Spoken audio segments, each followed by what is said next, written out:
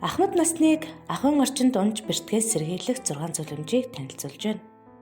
1-р тэнцвэр эсвэл хөдөлгөөний дутагдлаас сэргийлж дасгал хөдөлгөөнөөр тогтмол хичээллэх. 2-р эрүүл мэндийн өрсөн сэргийлэх үзлэгт тогтмол хамрагдаж зөвлөгөө мэдээлэл авах. 3-р хэд олон эмийн хэрэглээнээс татгалзах. 4-р хараа сонсголыг хагас жил тутам шалгуулж байх. 5-р орчны аюулгүй байдлыг бүрдүүлэх. 6-р гэр бүлтэйгээ ярилцаж ахуйн хүрээнд унаж бэртэх эрсдлийг бууруулах арга хэмжээнүүдийг авах нь ахмад насныг унж бэртгээс сэргийлээ зогсохгүй чанартай эрүүл амьдралын үндэс нь болдог.